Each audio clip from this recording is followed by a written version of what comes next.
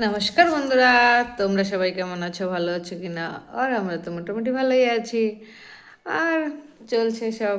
আর ঠান্ডা অনেকটা পড়েছে, ভালোই ঠান্ডা লাগছে। কেন কি না আজকে তো মনে হয় বেশি ঠান্ডা।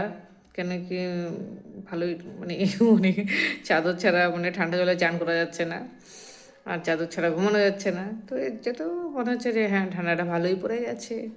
আর বলো, তোমরা কীরকম আছো? সবাই ভালো আছো কি না? আমরা তো মোটামুটি চলছে, চালিয়ে দিচ্ছি বাস। আর আজকে রান্নাবান্না খাওয়া দাওয়া সব কিছু কমপ্লিট। এবার হবে এখন ভিডিও যাবে, ভিডিওর এডিটিং করব, তারপরে পোস্ট করে দেবো। আর এই ঠান্ডার দিনে মনে হয় বেশিরভাগ মনে হয় কি ঘুমাই, ঘুমটাই মনে হয় বেশি লাগছে। আর কী করবো, খেতে হবে, কাজ করতে হবে, কিছু তো করার নেই। দেখা যাক কতটা কী করা যায়। আর আজকে মোটামুটি ভিডিও বানিয়ে রেখেছি, যেটুখানি আমি করেছি সেটা ভিডিও বানানো হয়ে গেছে। আজকে ভিডিও যাবে, আর কালকেও যাবে। কালকে ব্লগ যেতে যেতে হয়তো একটু দেরি হবে, কি কালকে ছোটো ছোটো মানে শর্ট ভিডিও ঢালতে পারি, কোনো কিছু বলা যাচ্ছে না। দেখা যাক কী হয়। কেন কি কালকে একটা বিয়ে বাড়ি আছে, আর এখানে বিয়েটা হলো আমাদের এখানেই হবে, আমার এখানেই আছে, মানে ফ্ল্যাটের সামনে। তো কালকে ছোটো মোটো মানে ভিডিও যাবে, আর ভিডিও দিতে পারবো কি না, কেন কি বক্স চলবে, গান চলবে, ওই জন্য ভিডিও কতটা কি দিতে পারবো সেটাও দেখবো। কিন্তু দেখি যতটা পারি বিয়েবাড়ির সব কিছু মোটামুটি শেয়ার করবো, দেখা যাক কতটা কী করতে পারি। আর আজকে যা মোটামুটি রান্না হয়েছে সেটাই তোমাদের সাথে শেয়ার করব। আর বলো, ঠান্ডা তো ভালো ঠান্ডা লাগছে, কেন কি গ্রামে তো ভীষণ ঠান্ডা দেখা যাচ্ছে, গ্রামে প্রচুর ঠান্ডা লাগছে। কালকে আমরা একটু গ্রামে গেছিলাম, তখন দেখি মানে ভীষণ ঠান্ডা পড়ছে। আর এখন ঠান্ডার দিনে তো ঠান্ডা পড়বেই, কিন্তু মানুষে সবাই বলছে কি সামনে আরও ঠান্ডা পড়বে। জানি না বাবা, আরও ঠান্ডা পড়লে তো বাস অবস্থা খারাপ। আর বাবার শরীরটা বেশি অতটা বেশি ভালো না, বয়স হচ্ছে তো, এখন কি করবো বলো। বাবা বয়স হয়ে গেছে গা, কিন্তু শরীরটা এখন বেশি অতটা মানে ভালো লাগছে না, মনে হয় কি ডগমগাচ্ছে, বাস সিধে কথা। এখন ভালো তো তখন ভালো না, বাস আর কি। এখন বয়স হয়ে গেছে, মানে যতই সুখে থাকো না কেন, তাও একটু মনে শরীরের দিকে একটু অশান্তি থাকেই মানুষের। তো ঠিক আছে, কোনো অসুবিধা নেই, কিন্তু ওই নিজের মন মানে মনে হয় কি নিজের অস্বস্তি আর কি মনে হচ্ছে। এই তো মনে হচ্ছে দেখি মানে ভালো লাগছে না, মানে মন সুবিধার না, মানে শরীরটা মনে হয়। ঠান্ডাটাও পড়ছে, কিন্তু ঠান্ডাটা সহ্য করে নেয়, গরমটা সহ্য করতে পারে না। তাও দেখছি, আছি, আমরা তো সবাই আছি, কোনো অসুবিধা নেই, দেখা যাক। বয়স হচ্ছে তো আরও, এখন দিন দিন বয়স আরও বেশি হবে, আরও মানে অনেক কিছুই মানে ইয়ে করবে, দেখা যাক। আর আজকে ছেলেরও ছুটি ছিল, ছেলের অফিস ছিল না, ওই জন্য। ঠিক আছে, দেখতে থাকো আমার ভিডিও, আর তোমরা একটু লাইক কমেন্ট শেয়ার করে দেবো। এই যে রান্না বান্না শুরু হয়ে গেছে আজকে সকাল থেকে। এটা হলো কলার মানে ভাড়ালি, কলার টিউবলাইট আর কি, ওইটা কেটে নিয়েছি, ওইটা ভাজবো। আর এই ছোট মাছটা বেগুন ছিম দিয়ে ভাজবো। আর এখানে বড় মাছ এনেছে, এই যে এই হলো রুই মাছ, সকালবেলা এনেছে। এই রুই মাছটা এই যে ফুলকপি আলু দিয়ে ঝোল করব, ফুলকপিটা ভেজে নিচ্ছি, ফুলকপি আলুটা ভেজে নিচ্ছি, এটা দিয়ে ঝোল করব। আর এখানে এই যে একটু পায়েস রান্না করেছিলাম কালকে, ওই যে খোলা পিঠা পায়েস রান্না করেছিলাম, সেইটা জাল দিচ্ছি এখন। আর এ শুরু হয়ে গেছে আজকে রান্না বান্না, চলো।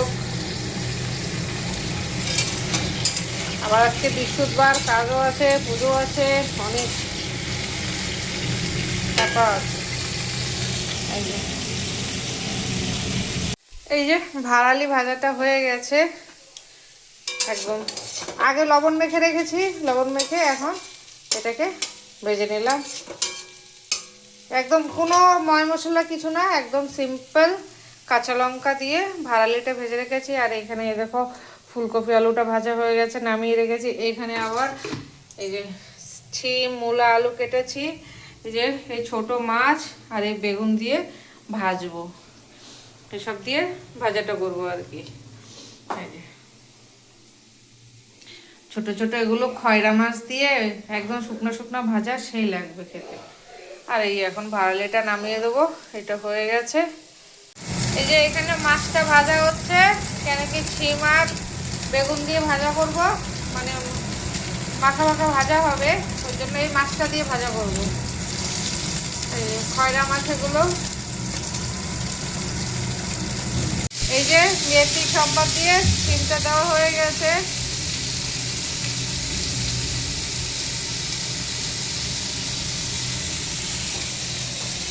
এবার শিমটা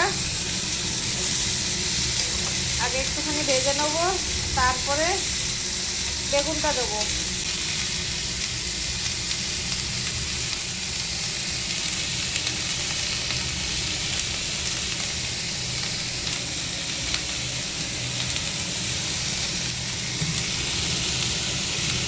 এটাতে একটুখানি ধনে পাতাও দেবো পরে নামানোর আগে। আর এই যে নেবো,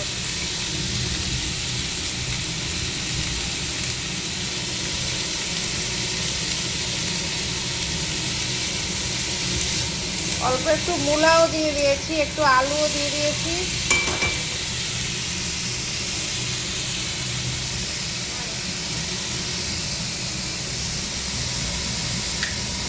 আর এই যে এখন হলুদ দিয়ে দেবো।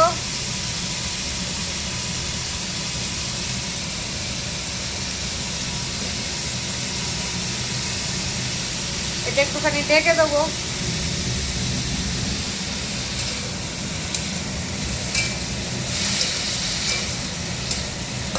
কাঁচা লঙ্কা চিড়ে দেবো এতে, আর কোনো মশলা হবে না। আর নামানোর আগে ধনেপাতা দিয়ে দেবো। এই যে শিমটা একটু সিদ্ধ হয়ে গেছে, এবার বেগুনটা দিয়ে দেবো।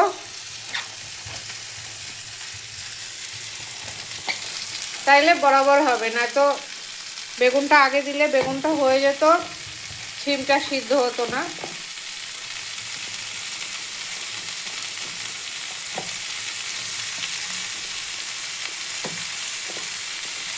আর শীতের সময় এই ভাজাটা এরকম ছোট গুঁড়া মাছ দিয়ে কিন্তু খুবই ভালো লাগে খেতে।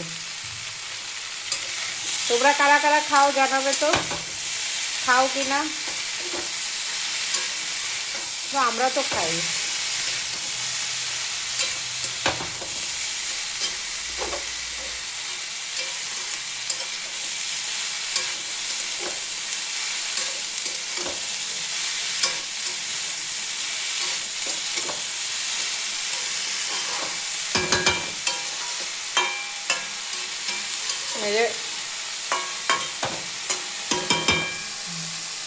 বেগুনটা দিয়ে দিয়েছি, দেখো ভাজাটা প্রায় হয়েই গেছে।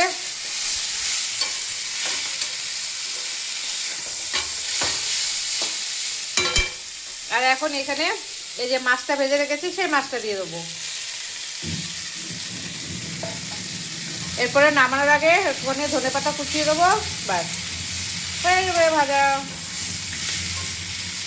আর এবার এটা তোমরা ঘরে করে খাবা, দেখবা খুব টেস্টি লাগে।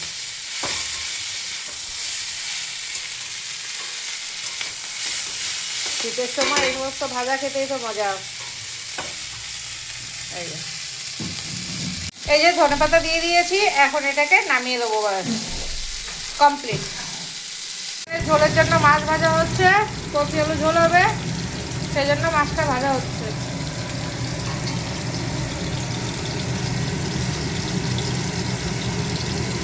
এই যে ফুলকপি আলুর ঝোলটা হয়েই গেছে, ধনেপাতা টাতা দিয়ে দেওয়া হয়ে গেছে।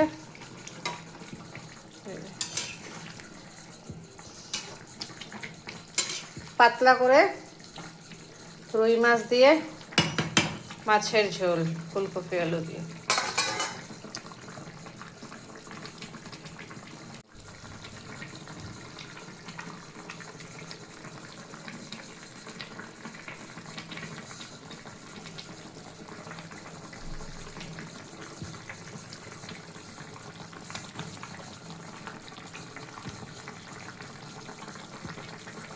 এই যে এখানে তৈরি হচ্ছে, এটা কি বলতো, এটা হলো মূলার জালির বড়া। মানে মূলাটাকে ওইভাবে কেটে ও জালি জালি মতো বানিয়ে সেইটা বড়া বানাচ্ছি আমরা। তোমরা কারা কারা খাও? এই দেখো, দেখেছো? মূলাটাকে কিভাবে কাটা হয়েছে,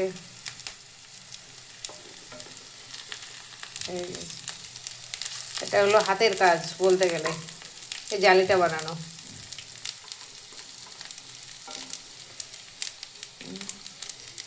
মানে কি বলবো, এটাকে মানে ধরে রাখলে একদিকে একদম পুরো লম্বা হয়ে যাবে। আগে তোমাদের দেখাতে মনে নেই,